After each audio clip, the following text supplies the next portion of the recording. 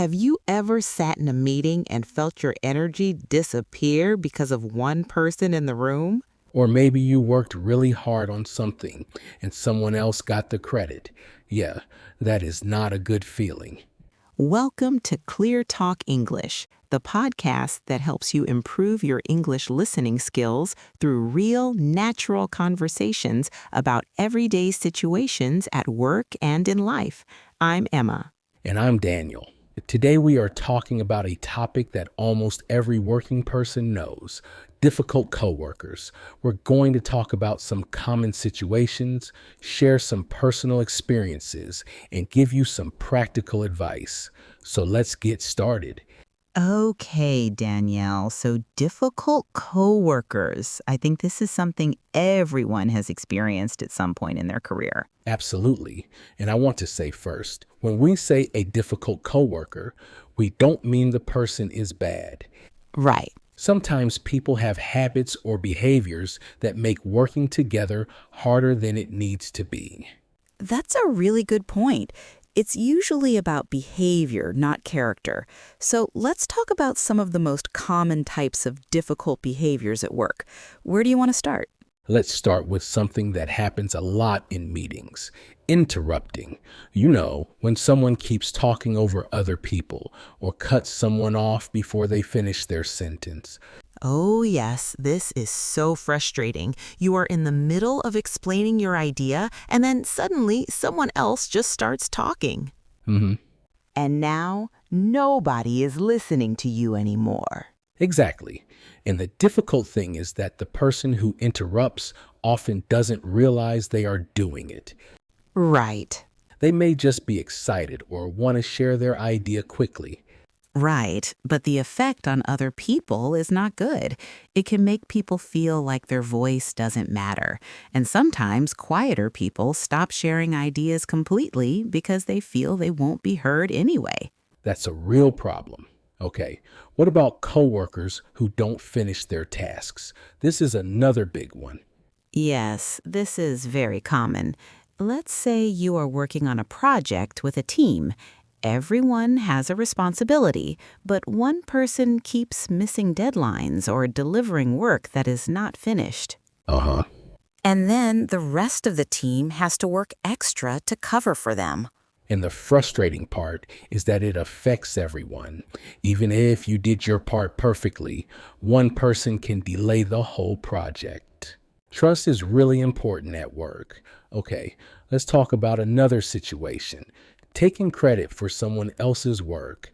This one is particularly difficult. Yes, this one really hurts. Imagine you spend 2 weeks preparing a report or developing a plan. You share your work with a colleague, and then in the big meeting with the manager, they present your ideas as if they created them. And you're sitting there thinking, wait, that was my idea. Exactly. And sometimes it's not even intentional. Maybe they simply forgot to say, Emma came up with this idea. But the result is the same. You don't get recognition for your work. It's a really uncomfortable situation because it's hard to say something without looking like you're being difficult yourself. Right. Okay, what about gossip? I think this is one that a lot of people experience but don't always talk about. Gossip is everywhere. In offices, in restaurants, in schools, wherever people work together, gossip happens. A little bit of casual conversation is normal. But when gossip becomes mean or personal, it creates a very negative atmosphere. Yes, and it can damage someone's reputation. If false information spreads about a person, it can affect how managers and other colleagues see them, even if it isn't true. And people who gossip a lot are often not trusted, because if they talk about others to you, they are probably talking about you to others. Good point. And the last situation I want to mention is passive-aggressive communication. This one can be very confusing. Yes, passive aggressive behavior is when someone is unhappy or angry, but they don't say it directly. Instead, they show it in indirect ways, Fine, I'll do it. or they stop responding to your messages, or they give the minimum effort just to show they are unhappy. It's difficult because you can sense that something is wrong, but nothing is said openly, so it's very hard to address it. Okay, let's talk about some personal experiences. Emma, have you ever had a really difficult coworker situation? Yes, actually. Early in my career, I worked with someone who always interrupted in team meetings. Every time I started speaking, she would jump in and take over the conversation. I remember feeling discouraged and not confident about sharing my ideas. How did you handle it? At first, I didn't do anything. I just felt frustrated. But then I started speaking up more firmly. Instead of stopping when she interrupted, I would say, "Just a moment, let me finish my thought," and then continue. It felt uncomfortable at first, but it became easier over time. That's a great example. I had a situation where a colleague didn't finish his part of a project on time. Twice. The first time, I covered for him because I didn't want to cause problems. But the second time, it really affected the team's deadline. What did you do? I had a direct but calm conversation with him. I told him how his delays were affecting the team. He didn't realize how serious the problem was. After that conversation, things improved. So communication really made a difference. It did. It's not always easy to have those conversations, but they are necessary. Okay, let's move on to our advice section. If you're dealing with a difficult coworker, here are some practical things you can do. The first piece of advice is don't react immediately when you are emotional. If a coworker does something that upsets you, take a moment before you respond. A reaction based on strong emotion can make things worse. This is so important. Give yourself time to calm down and think clearly. Then decide how you want to address the situation. The second piece of advice is document important things. If a coworker is not completing their tasks, or if there is a situation where credit was not given correctly, keep a record. Write down dates, what happened, and what was said. This is useful if you need to speak with a manager later. Number 3, talk directly to the person when possible. It can be scary, but a calm, private conversation is often the most effective first step. Use simple, clear language.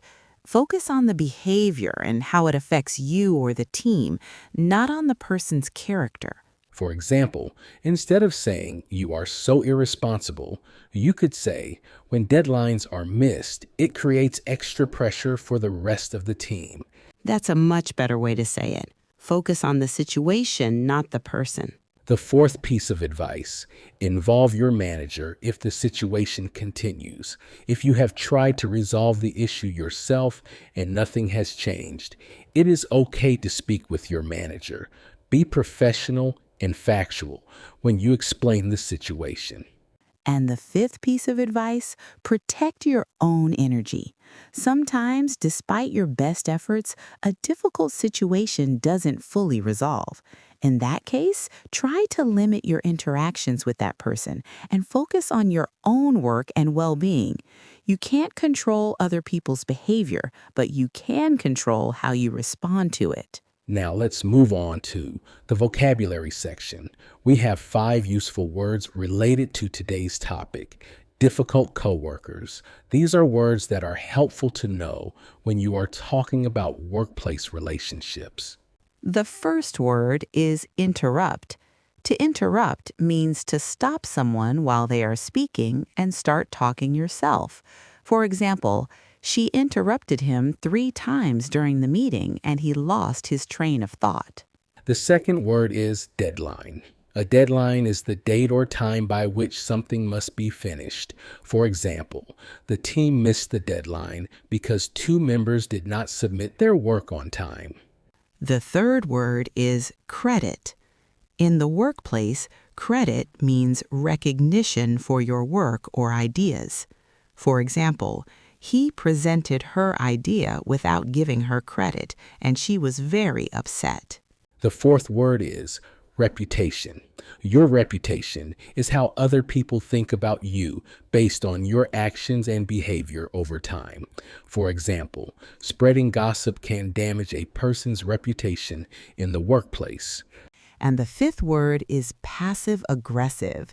This describes behavior where someone expresses negative feelings indirectly instead of saying them openly. For example, instead of saying he was unhappy, he became passive-aggressive and stopped responding to emails. Great words. Let's do a quick review.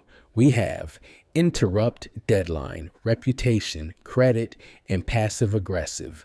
Try to use these words this week when you're speaking or writing in English. Before we finish, we have a few reflection questions for you to think about.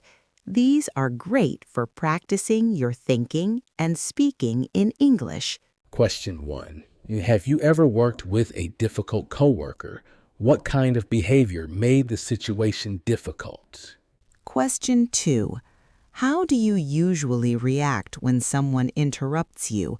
Do you speak up or do you stay quiet? And question 3. What is the most helpful advice from today's episode for you personally? Why? Take a moment to think about these questions. You can write your answers down or discuss them with a friend or study partner in English. This kind of practice is very helpful for improving your fluency. And that's it for today's episode of ClearTalk English. Thank you so much for listening. We hope this conversation was useful and maybe a little relatable too. If you enjoyed today's episode, please share it with someone who is also learning English.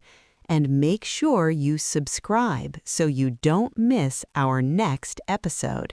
Next time, we'll be talking about another important workplace topic, and we promise it will be just as interesting. Until then, keep listening, keep practicing, and keep growing. See you next time on ClearTalk English. Take care, everyone. Bye. Bye.